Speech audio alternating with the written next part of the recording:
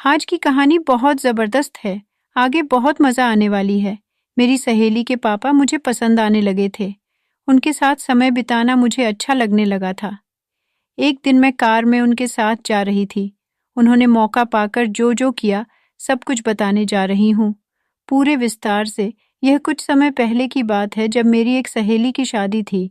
मेरी सहेली ने अपनी शादी में मुझे पहले ही बुला लिया। जब मैं उसके पापा से मिली तो मैंने उन्हें पहली बार देखा था। मुझे तो विश्वास ही नहीं हुआ कि वह मेरी सहेली के पापा हैं, क्योंकि वह बहुत स्मार्ट लग रहे थे।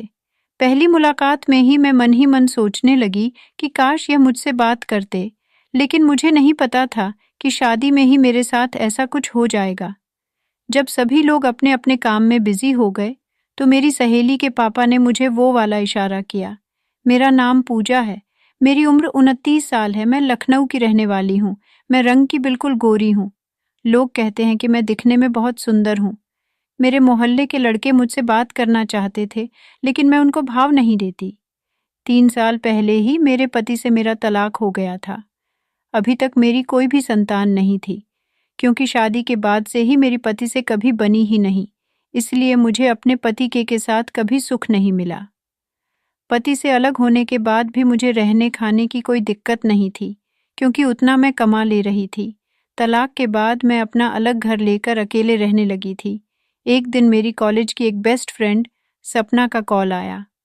बहुत दिनों के बाद उस दिन उसकी कॉल आई थी। उसने मुझे बताया कि उसकी शादी तय हो गई है। मैंने उसे बधाई दी। उसने मुझसे कहा, तुमको मेरे घर शादी से थोड़ा पहले ले आना है। क्योंकि मैं उसकी सबसे अच्छी सहेली थी, इसलिए वह मुझे पहले अपने घर बुला रही थी। तो मैंने ठीक है कह दिया। वह मुझे रोज रोज कॉल करने लगी कि तेरा कब आने का प्लान बना है, जल्दी आ जाओ। मैं हर बार कह देती थी कि हाँ, मैं 1 हफ्ते पहले तेरे पास आ जाऊंगी। एक दिन फिर से उसका कॉल आया कि अब बस 1 हफ्ता ही बचा है। पहले तो मैं सोच रही थी कि आजकल इतनी जल्दी किसी के घर जाना सही नहीं लगता, इसलिए मैं उसे रोज बहाना देकर किसी न किसी वजह से टाल देती। लेकिन अब वह मुझे रोज रोज करने लगी थी, इसलिए मैं अब उसकी बात टाल भी नहीं सकती थी। फिर मैंने उससे बोला, ठीक है, मैं आज शाम तक निकलती हूँ। इसके बाद मैंने अपना सारा सामान पैक किया और शाम को मैंने उसके घर के लिए बस पकड़ लिया और अगले दिन सुबह उसके घर पहुँच गई। बस अड्डे पर वह खुद मुझे लेने आई थी। जब मैं उसके घर पहुंची तो उसने मुझे सबसे मिलवाया। फिर मेरा सारा सा सामान एक कमरे में पहुंचाकर रख दिया और वह बोली, ये तुम्हारा रूम है, अब तुम अपना सामान यहीं सेट कर लो, यहाँ तुम्हें कोई डिस्टर्ब नहीं करेगा। तब मैंने रूम में बेड पर जाकर सारा सामान वैसे ही फैला दिया और कुछ देर के लिए सो गई। क्योंकि रात भर का बस से सफ़र किया था तो मुझे थकान थी। जब मैं उठी तो शाम हो गई। फिर मैं तैयार होकर जैसे ही नीचे पहुंची तो सपना ने मुझे अपने पास बुलाया। वह मुझे अपने शादी के कपड़े दिखाने लगी। सामने सपना के पापा बैठे थे। मुझे नहीं मालूम था कि वह सपना के पापा हैं। उनका मुझे देखने का नजरिया कुछ गड़बड़ लग रहा था। वह काफी देर से मेरे सामने ही बैठे हुए थे। काफी देर तक तो मैं उनको इग्नोर करती रही, लेकिन वह बार बार मेरी नजरों के सामने आ जाते थे। जब मैं सपना के पास बैठी थी तो हमारे स्कूल टाइम की कुछ दोस्त भी वहां आ गई। हमने खूब सारी बातें की। बातें करने के बाद सभी अपने अपने पतियों के बारे में बताने लग गई, लेकिन मैं वहां चुपचाप बैठी रही, क्योंकि मेरे पति अच्छे इंसान नहीं थे, इसलिए मेरा उनसे जल्दी ही तलाक हो गया था। जब कुछ देर बाद सपना के पापा वहां से चले गए तो मैंने उनके बारे में सपना से पूछा तो उसने बताया कि वह मेरे पापा हैं और उनका नाम संजय है। उसके पापा काम करते थे, मगर अब रिटायर हो चुके हैं। अब घर पर ही रहते हैं। इसी तरह से सब चलता रहा। शाम को खाना आदि हुआ और रात को सब सोने के लिए अपने अपने कमरों में चले गए। मैं बिस्तर पर लेट गई और मुझे उस रात देर तक नींद नहीं आई, क्योंकि मैं संजय अंकल के बारे में ही सोच रही थी। फिर मैंने सपना को कॉल करके अपने रूम में बुला लिया। हम दोनों बातें करने लगे। हम बातें कर ही रहे थे कि इतने में सपना के पापा संजय जी सपना को ढूंढते ढूंढते आ गए। पता नहीं क्यों सपना के पापा को देखकर मुझे बेचैनी होती थी। वह कुछ देर हमारे साथ बैठे और हमसे बातें की, लेकिन वह धीरे धीरे हमारी बातों में शामिल हो गए। मौजूदगी से मुझे एक अजीब सा एहसास हो रहा था, जो पहले कभी महसूस नहीं किया था। वह बड़े सहजता और विनम्रता से बातें कर रहे थे, लेकिन मेरे अंदर बेचैनी बढ़ती जा रही थी। संजय जी का व्यक्तित्व कुछ ऐसा था कि उनकी बातें गहरी छाप छोड़ देती थीं। उनकी आंखों में एक अजीब सी मासूमियत और अनुभव का संगम था। मैंने सपना की तरफ देखा, लेकिन वह अपनी ही बातों में मग्न थी।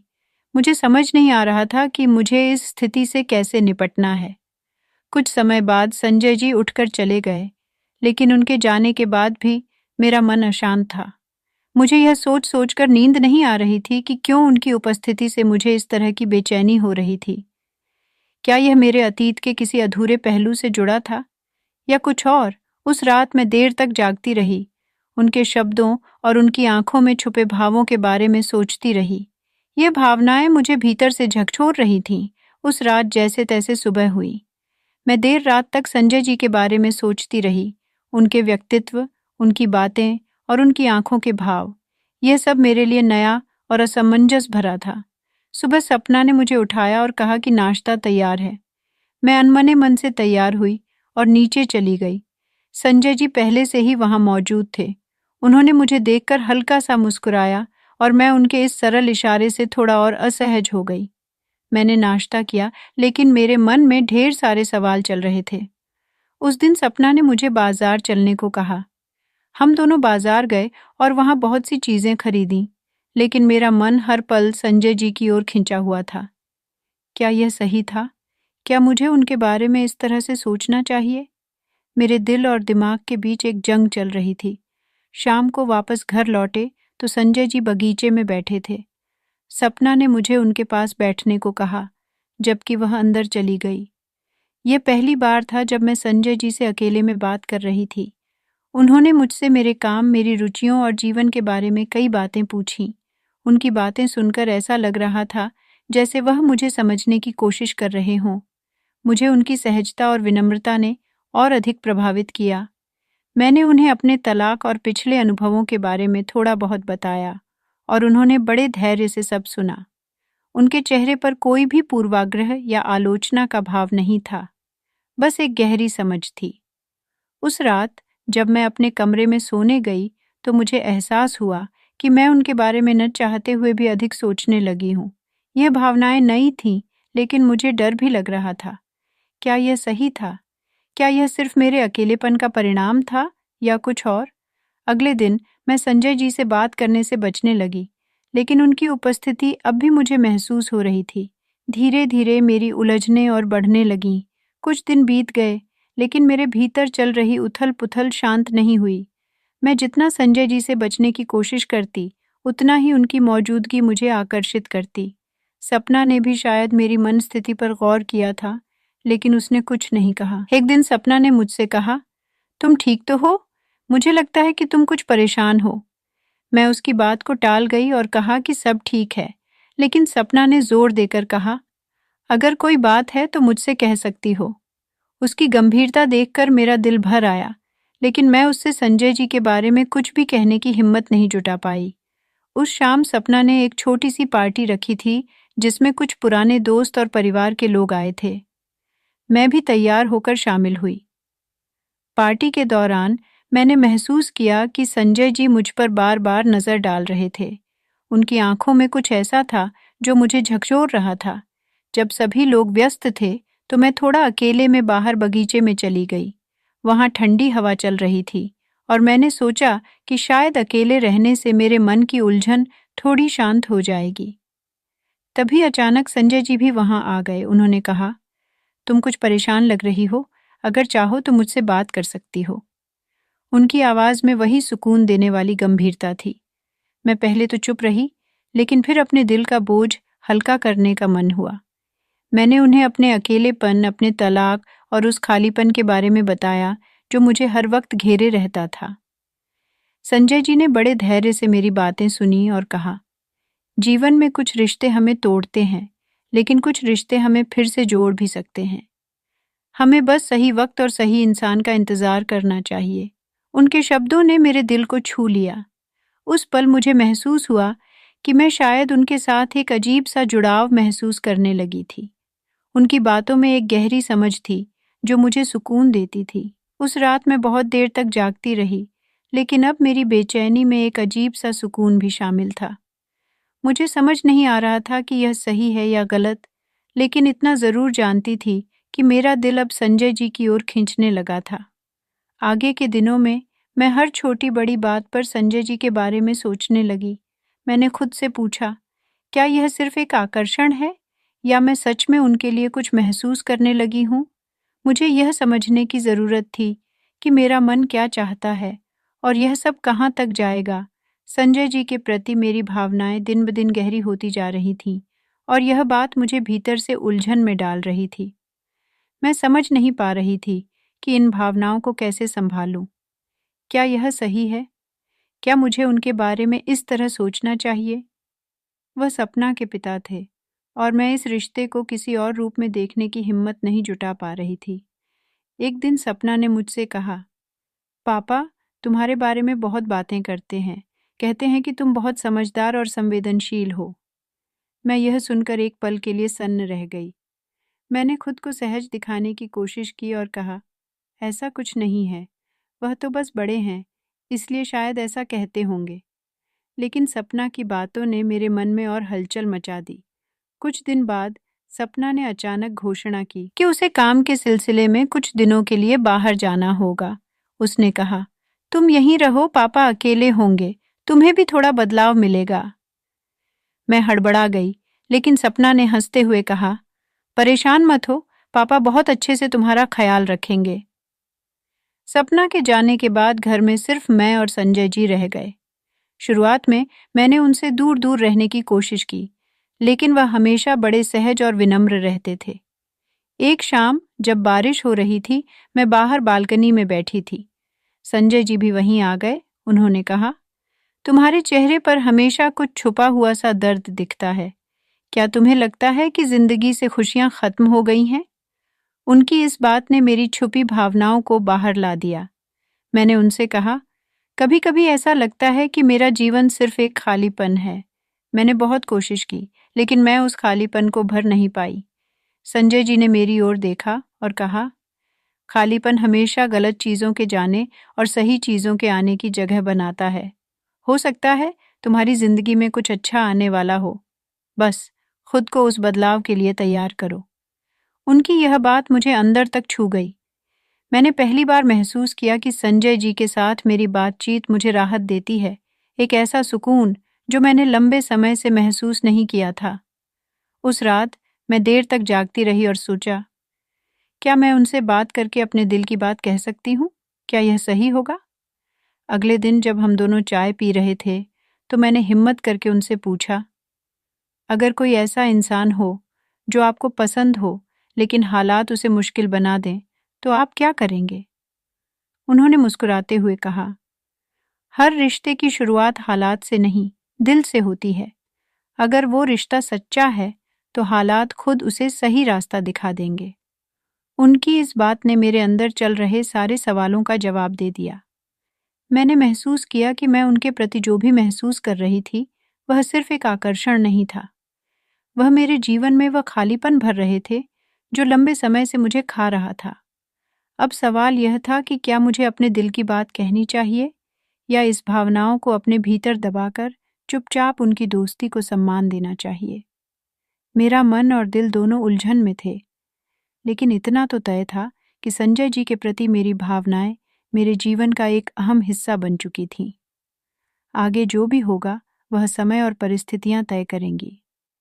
लेकिन उस दिन मुझे पहली बार एहसास हुआ कि मेरे जीवन में खुशियां वापस आने की उम्मीद फिर से जाग गई थी। कुछ और दिन बीत गए। घर में संजय जी और मेरी बातचीत सहज हो गई थी, लेकिन मेरे दिल में उनकी मौजूदगी अब और गहरी छाप छोड़ रही थी। मैं खुद को रोकने की पूरी कोशिश करती, लेकिन हर बार उनकी सादगी, उनका अनुभव और उनकी बातों में छुपी समझदारी मुझे और खींच लेती। एक शाम संजय जी घर में बगीचे में बैठे थे। हल्की ठंडी हवा चल रही थी और वातावरण बहुत शांत था। अचानक उन्होंने कहा, तुम्हारे चेहरे पर एक अजीब सी उलझन दिखती है, क्या तुम मुझसे कुछ कहना चाहती हो? उनके सवाल ने मुझे झकझोर दिया। मैं कुछ बोल नहीं पाई। मेरे दिल में इतनी सारी बातें थीं, लेकिन मुझे समझ नहीं आ रहा था कि उन्हें कैसे कहूँ। आखिरकार मैंने गहरी सांस ली और कहा, संजय जी, मैं आपसे कुछ कहना चाहती हूँ, लेकिन डरती हूँ कि आप गलत समझेंगे। उन्होंने बड़े सहज स्वर में कहा। तुम मुझ पर भरोसा कर सकती हो। जो भी है साफ साफ कहो। मैंने झिझकते हुए कहा। आपकी बातों और आपकी मौजूदगी ने मुझे बहुत सुकून दिया है। आपसे बात करके मुझे ऐसा लगता है कि शायद मैं फिर से खुद को जान पाऊं, लेकिन मैं नहीं जानती कि यह सब सही है या गलत। आपके बारे में जो भी महसूस करती हूँ, क्या यह केवल मेरे अकेलेपन का नतीजा है या यह कुछ और है? संजय जी कुछ देर चुप रहे। उनकी आंखों में गहरी सोच दिख रही थी। फिर उन्होंने कहा, तुम्हारी भावनाओं में कुछ गलत नहीं है। जीवन में ऐसा होता है कि जब कोई हमारी भावनाओं को समझता है और हमें सच्चा सुकून देता है, तो हम उसके प्रति खिंचाव महसूस करने लगते हैं। मैंने घबराते हुए पूछा, लेकिन आप क्या सोचते हैं? क्या यह सब ठीक है? उन्होंने गहरी सांस ली और कहा, हम दोनों की परिस्थितियां अलग हैं। तुमने अपने जीवन में बहुत कुछ झेला है और तुम्हें फिर से खुश रहने का अधिकार है। लेकिन मुझे यह तय करने में थोड़ा समय चाहिए कि क्या मैं तुम्हें वह दे सकता हूँ जो तुम चाहती हो, क्योंकि यह रिश्ता सिर्फ भावनाओं का नहीं, जिम्मेदारी का भी है। उनकी बातों से मुझे राहत भी मिली और थोड़ा डर भी। मुझे समझ में आ रहा था कि वह मेरी भावनाओं को समझते हैं, लेकिन सपना का नाम हमारे बीच एक अदृश्य दीवार की तरह खड़ा था। मैं नहीं चाहती थी कि सपना के साथ मेरा रिश्ता खराब हो। अगले कुछ दिन हम दोनों ने सहजता बनाए रखी, लेकिन हमारे बीच की यह अनकही बात दोनों को प्रभावित कर रही थी। मैं उनसे बात करना चाहती थी, लेकिन हर बार सोचती कि कहीं सपना को चोट न पहुंचे।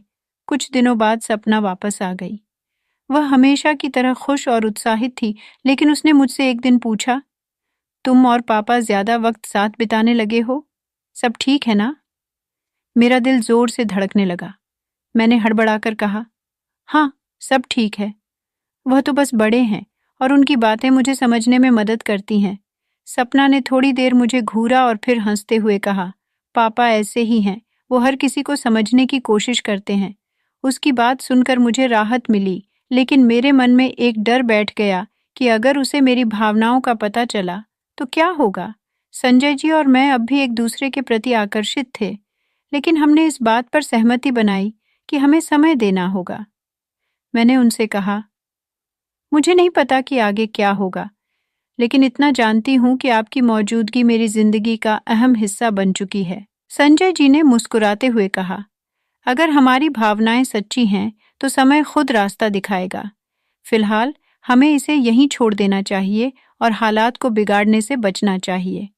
ये सुनकर मुझे थोड़ा सुकून मिला, लेकिन मेरे मन में अभी भी उम्मीद थी कि शायद एक दिन सब कुछ ठीक हो जाएगा। मैंने तय किया कि मैं अपने दिल की भावनाओं को संभालते हुए अपनी जिंदगी को आगे बढ़ाऊंगी और देखूंगी कि समय हमें कहाँ ले जाता है। संजय जी और मैंने अपनी भावनाओं को काबू में रखते हुए एक दूसरे से थोड़ी दूरी बनाए रखने का फैसला किया। यह आसान नहीं था, क्योंकि उनके साथ बिताए पल मेरी जिंदगी के सबसे सुकून भरे पलों में से एक थे। लेकिन सपना की मौजूदगी और हमारे रिश्ते की जटिलता को ध्यान में रखते हुए यही सही लग रहा था। सपना ने कुछ दिनों बाद फिर मुझसे पूछा, तुम बहुत खोई खोई लग रही हो, क्या सब ठीक है? उसकी बातों से मुझे डर भी लगा और राहत भी। मैंने हंसते हुए कहा, शायद थोड़ी थकान है। लेकिन उसने फिर कहा, तुम पापा के साथ बहुत समय बिताती हो, मुझे लगता है वो तुम्हें समझने लगे हैं। यह सुनकर मैं सन्न रह गई।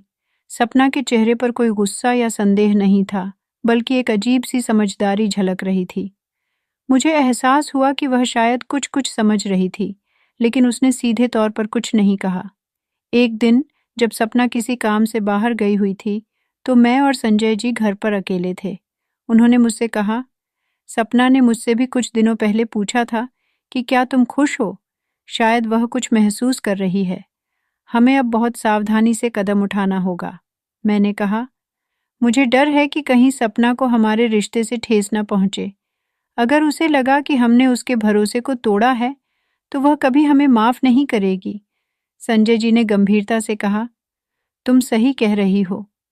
मैं भी नहीं चाहता कि सपना को किसी तरह का दर्द पहुंचे, लेकिन हमें यह भी समझना होगा कि हमारे अपने जीवन का भी महत्व है। हमें इस पर खुलकर बात करनी होगी, लेकिन सही समय पर। कुछ हफ्तों बाद सपना ने मुझे और संजय जी को एक साथ बैठकर बातें करते देखा। उस दिन उसकी आंखों में सवाल थे। उसने सीधे मुझसे पूछा, क्या तुम पापा के लिए कुछ महसूस करती हो? मैं पूरी तरह चौंक गई। मेरी आंखें भर आईं और मैं कुछ भी नहीं कह पाई। लेकिन संजय जी ने सपना को शांत करते हुए कहा, तुम्हारी दोस्त बहुत खास है। हम दोनों के बीच एक ऐसा जुड़ाव है जो शब्दों से समझाना मुश्किल है, लेकिन मैं यह भी समझता हूँ कि यह स्थिति तुम्हारे लिए अजीब हो सकती है। सपना थोड़ी देर चुप रही। फिर उसने मुझसे कहा, तुमने मुझसे ये बात छुपाई क्यों? क्या तुम्हें लगा कि मैं इसे नहीं समझूंगी? मैंने उसकी तरफ देखा और कहा, मैं तुम्हें खोने से डरती थी। तुम्हारी दोस्ती मेरे लिए सबसे अहम है। मैं नहीं चाहती थी कि तुम गलत समझो। सपना ने गहरी सांस ली और कहा, यह सब थोड़ा अजीब है, लेकिन अगर तुम और पापा एक दूसरे के साथ खुश हो तो मुझे इसमें कोई दिक्कत नहीं है। मैं बस चाहती हूँ कि तुम दोनों ईमानदार रहो। उस दिन के बाद चीजें धीरे धीरे बदलने लगीं। सपना ने हमारे रिश्ते को स्वीकार कर लिया, हालांकि उसे समय लगा। मैंने और संजय जी ने भी अपने रिश्ते को लेकर और स्पष्टता और समझदारी से आगे बढ़ने का फैसला किया। अब हमारा रिश्ता केवल भावनाओं का नहीं, बल्कि परिपक्वता और पारिवारिक सम्मान का प्रतीक बन चुका था। मैंने खुद को यह सिखाया कि प्यार कभी भी किसी भी रूप में आ सकता है, और अगर वह सच्चा है तो उसे अपनाने में कोई झिझक नहीं होनी चाहिए। आगे के दिनों में हमारे रिश्ते ने एक नई दिशा ली। हम दोनों ने अपने अपने हिस्से की जिम्मेदारियों को निभाते हुए अपने संबंध को एक सम्मानजनक मुकाम दिया। सपना भी हमारे साथ थी और उसके सहयोग ने हमारे जीवन को और सुंदर बना दिया। सपना के सहयोग और समझदारी के बाद हमारा रिश्ता धीरे धीरे एक स्थिर और सुखद दिशा में बढ़ने लगा। हालांकि शुरुआत में सपना को इस नए बदलाव के साथ सामंजस्य बिठाने में वक्त लगा, लेकिन उसने हर कदम पर मेरा और संजय जी का साथ दिया। सपना की स्वीकृति के बाद सबसे बड़ी चुनौती थी परिवार और समाज को इस रिश्ते के बारे में बताना। मैंने और संजय जी ने तय किया कि हम इस रिश्ते को धीरे धीरे सार्वजनिक करेंगे। सबसे पहले मैंने अपने परिवार को बताया। मेरी माँ ने शुरू में थोड़ा आश्चर्य व्यक्त किया, लेकिन मेरी खुशी और संजय जी के प्रति मेरे गहरे सम्मान को देखकर उन्होंने इसे स्वीकार कर लिया। उन्होंने मुझसे कहा, तुमने अपने जीवन में बहुत दुख देखे हैं। अगर यह रिश्ता तुम्हें खुशी देता है तो हमें इससे कोई आपत्ति नहीं। संजय जी ने भी सपना की बड़ी बहन और अन्य रिश्तेदारों से इस बारे में बात की। शुरुआत में लोगों को यह रिश्ता असामान्य लगा, लेकिन संजय जी के शांत और भरोसेमंद व्यक्तित्व और हमारे आपसी सम्मान को देखते हुए धीरे धीरे सभी ने इसे समझना और स्वीकार करना शुरू कर दिया। अब हमारा रिश्ता केवल दो लोगों के बीच का नहीं था, बल्कि इससे जुड़े परिवार और सामाजिक दायित्व भी शामिल हो गए थे। संजय जी के साथ जीवन को एक नए रूप में जीने का अनुभव मेरे लिए अनमोल था। संजय जी ने मेरी भावनाओं को गहराई से समझा। उन्होंने मेरे अतीत के दर्द को अपने स्नेह और अनुभव से भरने का प्रयास किया। मैं भी उनके अकेलेपन का सहारा बनी। हम दोनों ने एक दूसरे की कमी और टूटे हुए हिस्सों को समझने और पूरा करने का प्रयास किया। सपना भी अब हमारे रिश्ते का अभिन्न हिस्सा बन चुकी थी। वह अक्सर हंसते हुए कहती, पापा, अब तुमसे मेरी दोस्त ज्यादा बात करती है। उसकी इस सहजता और मजाक ने हमारे रिश्ते को और मजबूत कर दिया। कुछ महीनों बाद हमने अपने रिश्ते को आधिकारिक रूप देने का फैसला किया। एक छोटी सी पारिवारिक सभा में, जहां केवल हमारे करीबी लोग मौजूद थे, हमने अपनी शादी की घोषणा की। यह एक साधारण लेकिन भावनात्मक समारोह था। सपना ने मुझे गले लगाते हुए कहा, अब तुम मेरी दोस्त, बस चाहती हूँ कि तुम दोनों ईमानदार रहो। उस दिन के बाद चीजें धीरे धीरे बदलने लगीं। सपना ने हमारे रिश्ते को स्वीकार कर लिया, हालांकि उसे समय लगा। मैंने और संजय जी ने भी अपने रिश्ते को लेकर और स्पष्टता और समझदारी से आगे बढ़ने का फैसला किया। अब हमारा रिश्ता केवल भावनाओं का नहीं, बल्कि परिपक्वता और पारिवारिक सम्मान का प्रतीक बन चुका था। मैंने खुद को यह सिखाया कि प्यार कभी भी किसी भी रूप में आ सकता है, और अगर वह सच्चा है तो उसे अपनाने में कोई झिझक नहीं होनी चाहिए। आगे के दिनों में हमारे रिश्ते ने एक नई दिशा ली। हम दोनों ने अपने अपने हिस्से की जिम्मेदारियों को निभाते हुए अपने संबंध को एक सम्मानजनक मुकाम दिया। सपना भी हमारे साथ थी और उसके सहयोग ने हमारे जीवन को और सुंदर बना दिया। सपना के सहयोग और समझदारी के बाद हमारा रिश्ता धीरे धीरे एक स्थिर और सुखद दिशा में बढ़ने लगा। हालांकि शुरुआत में सपना को इस नए बदलाव के साथ सामंजस्य बिठाने में वक्त लगा, लेकिन उसने हर कदम पर मेरा और संजय जी का साथ दिया। सपना की स्वीकृति के बाद सबसे बड़ी चुनौती थी परिवार और समाज को इस रिश्ते के बारे में बताना। मैंने और संजय जी ने तय किया कि हम इस रिश्ते को धीरे धीरे सार्वजनिक करेंगे। सबसे पहले मैंने अपने परिवार को बताया। मेरी माँ ने शुरू में थोड़ा आश्चर्य व्यक्त किया, लेकिन मेरी खुशी और संजय जी के प्रति मेरे गहरे सम्मान को देखकर उन्होंने इसे स्वीकार कर लिया। उन्होंने मुझसे कहा, तुमने अपने जीवन में बहुत दुख देखे हैं। अगर यह रिश्ता तुम्हें खुशी देता है तो हमें इससे कोई आपत्ति नहीं।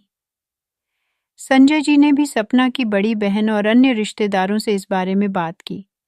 शुरुआत में लोगों को यह रिश्ता असामान्य लगा, लेकिन संजय जी के शांत और भरोसेमंद व्यक्तित्व और हमारे आपसी सम्मान को देखते हुए धीरे धीरे सभी ने इसे समझना और स्वीकार करना शुरू कर दिया। अब हमारा रिश्ता केवल दो लोगों के बीच का नहीं था, बल्कि इससे जुड़े परिवार और सामाजिक दायित्व भी शामिल हो गए थे। संजय जी के साथ जीवन को एक नए रूप में जीने का अनुभव मेरे लिए अनमोल था। संजय जी ने मेरी भावनाओं को गहराई से समझा। उन्होंने मेरे अतीत के दर्द को अपने स्नेह और अनुभव से भरने का प्रयास किया। मैं भी उनके अकेलेपन का सहारा बनी। हम दोनों ने एक दूसरे की कमी और टूटे हुए हिस्सों को समझने और पूरा करने का प्रयास किया। सपना भी अब हमारे रिश्ते का अभिन्न हिस्सा बन चुकी थी। वह अक्सर हंसते हुए कहती, पापा, अब तुमसे मेरी दोस्त ज्यादा बात करती है। उसकी इस सहजता और मजाक ने हमारे रिश्ते को और मजबूत कर दिया। कुछ महीनों बाद हमने अपने रिश्ते को आधिकारिक रूप देने का फैसला किया। एक छोटी सी पारिवारिक सभा में, जहां केवल हमारे करीबी लोग मौजूद थे, हमने अपनी शादी की घोषणा की। यह एक साधारण लेकिन भावनात्मक समारोह था। सपना ने मुझे गले लगाते हुए कहा, अब तुम मेरी दोस्त ही नहीं, मेरी माँ भी हो। इस नए रिश्ते ने हमारे जीवन में खुशियां भर दी। संजय जी और मैंने मिलकर एक नया परिवार बनाया, जिसमें प्यार, समझ और सम्मान की नींव थी। इस रिश्ते ने मुझे सिखाया कि प्यार किसी उम्र, परिस्थिति या समाज के बंधन में नहीं बंधा होता। यह एक सच्ची भावना है जो हमारे जीवन को अर्थ देती है। अब मैं अपने जीवन के हर पल को पूरी तरह जी रही हूँ, यह जानते हुए कि मुझे वह साथी मिला है जो न केवल मुझे समझता है, बल्कि हर कदम पर मेरे साथ है। सपना, संजय जी और मेरे साथ अब हमारा परिवार न केवल पूरा था, बल्कि पहले से कहीं अधिक मजबूत और खुशहाल भी। जीवन ने जो दूसरा मौका दिया, उसे मैंने पूरे दिल से अपनाया।